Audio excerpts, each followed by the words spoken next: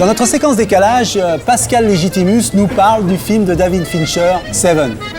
Pascal Légitimus est un serial amuseur, mais pas seulement. En 2002 et 2003, dans Crime en série sur France 2, Pascal Légitimus est un profiler, ce spécialiste qui analyse la psychologie des tueurs en série pour mieux les appréhender. Il était donc tout désigné pour nous expliquer ce qui se passe dans le cerveau du célèbre tueur déjanté de Seven. Un film culte de David Fincher avec Brad Pitt et Morgan Freeman qui ressort en DVD chez Metropolitan Film Export. Seven remporte un énorme succès international, bien sûr grâce à ce duo hors norme, mais certainement aussi pour sa vision désenchantée du monde, comme si le tueur en série était un révélateur de la noirceur de notre époque.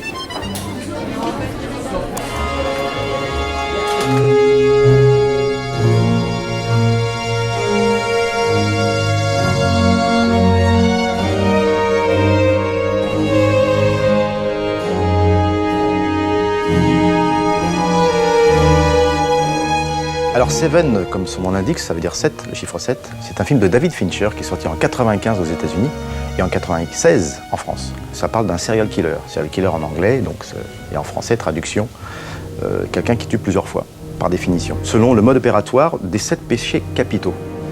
Alors les vedettes principales sont ce cher Morgan Freeman, que j'aime beaucoup, Brad Pitt, que j'aime moins parce qu'il est beau, donc ça fait chier, Gwyneth Paltrow, la femme de Brad Pitt, et puis le serial killer, interprété par monsieur Kevin Spacey.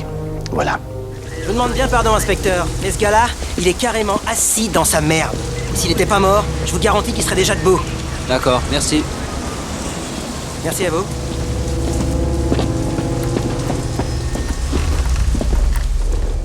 Ils sont amenés sur un premier lieu, un premier crime.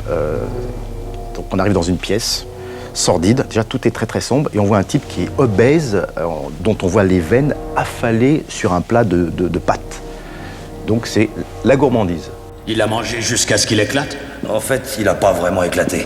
Pas tout à fait, mais il a fait une hémorragie interne. Il avait des hématomes sur les muscles grands, droits et transverses, partout sur l'abdomen. Il est mort d'avoir trop mangé? Meurtre après meurtre, et ils arrivent au troisième meurtre, qui est la paresse. Seigneur. Ce qui est aussi encore plus horrible, c'est qu'on a des photos progressives de ce type qui tombe dans la déchéance physique. Ça doit être la première. Regardez. Celle-là est datée de l'année dernière. 1 an, jour pour jour.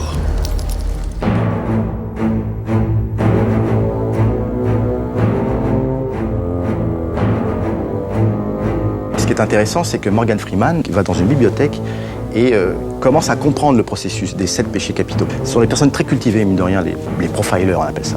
L'astuce, c'est de trouver un élément, un détail, et de se concentrer dessus jusqu'à ce qu'on ait écarté toutes les hypothèses. Et là, bizarrement, le serial killer arrive, il se livre lui-même. Inspecteur! Vous me cherchez, n'est-ce pas? Le voilà. Bouge pas! Tu bouges pas, compris? John Doe demande à être emmené à un endroit bien précis, parce qu'il y a encore une victime. Il dit, mais oui, mais moi, j'ai un but. Je suis un ange exterminateur. Il n'y a que dans un monde aussi dégénéré qu'on peut dire la tête haute que ces rebuts étaient de pauvres innocents. On voit à chaque coin de rue un péché mortel, dans chaque maison. Et tout le monde le tolère. Tout le monde le tolère parce que c'est courant. Ordinaire. On tolère ça à n'importe quelle heure du jour et de la nuit. Mais plus pour longtemps. John Doe qui dit à Brad Pitt, tout doucement, il est en train de lui triturer l'esprit, c'est ta femme, je la connais. J'ai eu envie de la côtoyer, donc l'envie. Je suis allé chez vous ce matin. Après votre départ, j'ai essayé de jouer au mari, de goûter la vie d'un homme ordinaire. Ça n'a pas marché. Alors, j'ai emporté un petit souvenir. Sa jolie petite tête. Évidemment, Brad Pitt, qu'est-ce qu'il fait? Énervé, en colère. Donc, le dernier péché capital. Oh non! Oh non!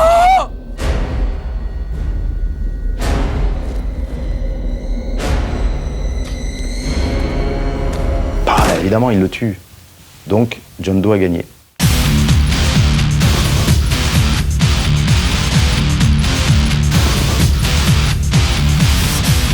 Donc la série que j'ai fait sur France 2, Crime en série, je jouais le rôle de Thomas Berthier, un des premiers profileurs français. On peut faire un parallèle entre l'épisode que j'ai réalisé, donc, qui s'appelait Noir Destin, qui se passait dans le vaudou haïtien, donc l'aspect religieux, magie noire, magie blanche, et Seven. Et souvent les serial killers se cachent derrière la religion pour justifier leurs crimes. C'est plus rassurant pour vous de me classer parmi les fous. Ouais, je suis rassuré, y a pas de doute. C'est quelque chose que vous aurez peut-être du mal à admettre, mais j'ai été choisi. Je n'ai pas choisi. La seule explication que je puisse donner pour justifier les crimes des serial killers à travers la religion, c'est le fait de donner la mort. Contrairement aux femmes qui donnent la vie. Les hommes n'ont pas beaucoup de pouvoir, en fait.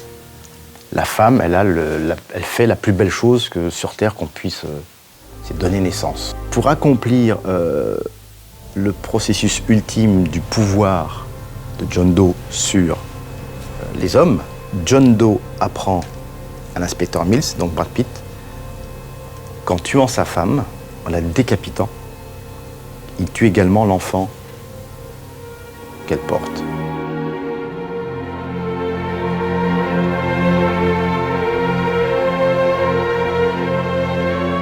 J'avoue que j'en ai fait quelques cauchemars parfois parce que c'est crédible, ces choses-là sont arrivées. Mais c'est un film que je pourrais pas revoir parce que je l'ai trop en tête et j'avoue que ça me fait plaisir de faire de l'humour de temps en temps, quoi.